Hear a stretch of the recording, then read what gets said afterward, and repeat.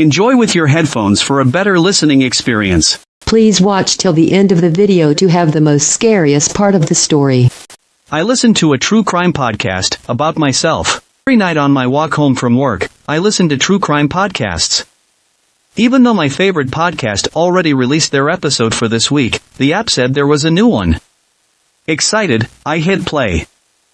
It was a small town, the kind that still has mom and pop shops lining the street, the kind where everyone knows your name. But little did the residents know that they would soon be rocked by a horrible crime.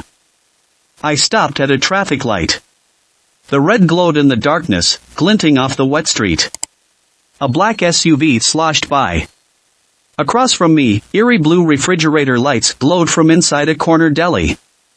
The chairs all up on their tables, feet in the air. The signal turned to walk. That chilly September evening was no different for the young student. She'd left her shift at the local store and walked back home, except she never made it home. Young student. Local store. Oh no, this was hitting close to home. I was a part-time student at Franklin Community College and worked at the local convenience store. And, of course, I was walking home.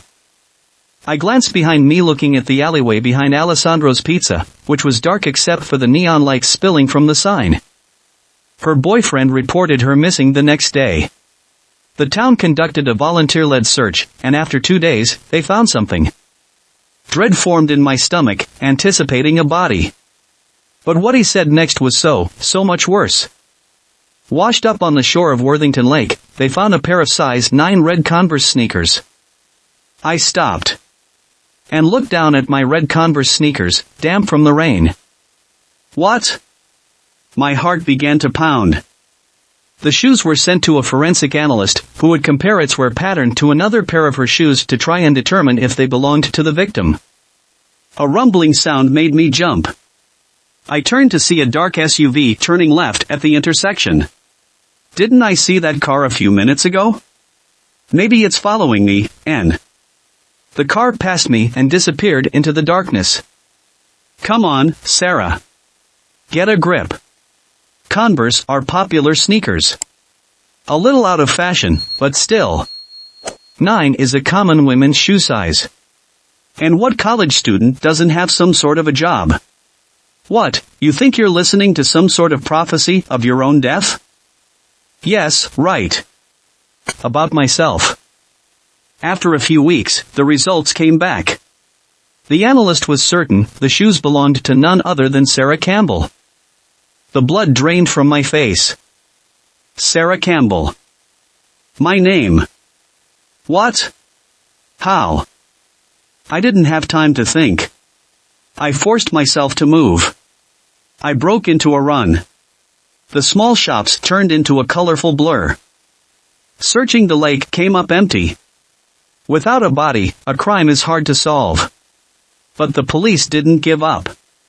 And finally, a witness came forward. Someone had seen a car parked at the lake that night, around 2 a.m. A black SUV with darkened windows. No. What is going on? I whipped around. The street was empty.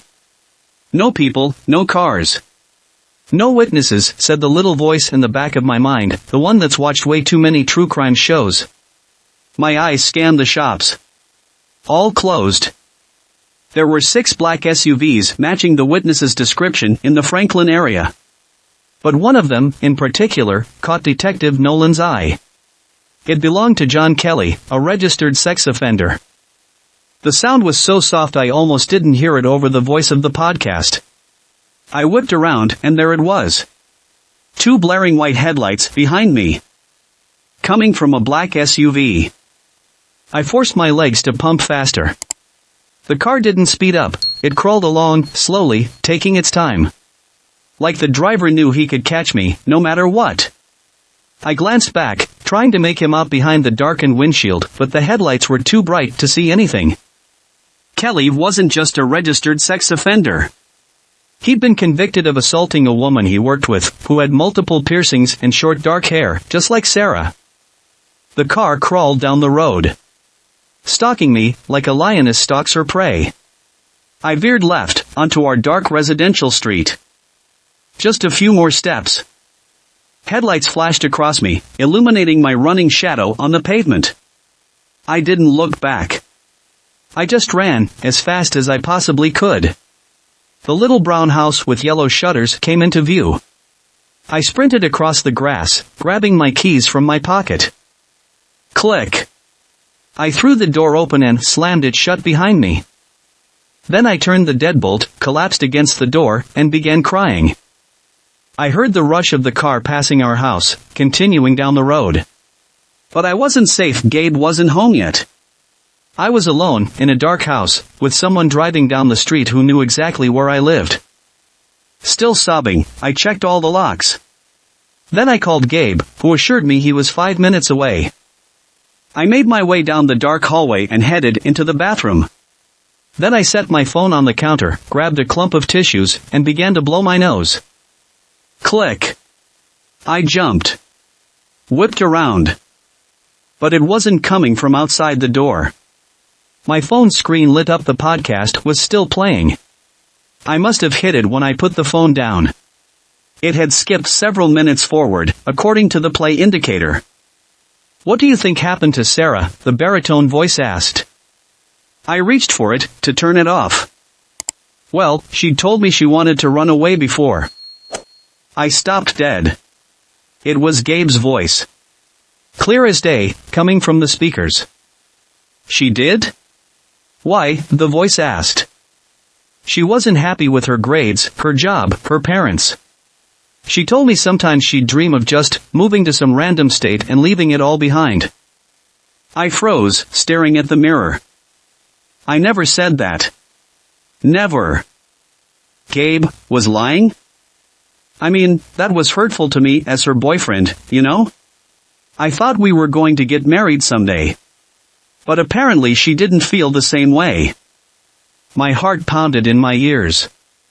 So, you think she just skipped town and is happily living her life out somewhere else? Rather than being abducted or murdered? A pause. Yes. That's exactly what I think. That's all for now. Thank you to our listeners. The outro played. I stared at my reflection, everything coming down all at once, my mind trying to race and catch up with what it meant. The front door creaked open. Footsteps sounded outside. Sarah. I'm back. I backed away from the door. Sarah? My eyes fell on the window. I ran over to it, turned the lock. Push. I popped the screen out. Then I swung a leg over, pulled myself through the window, and ran as fast as I could. Thanks for watching. Please comment, like, share and subscribe. The Internet Surfer on YouTube for more horror and scary stories.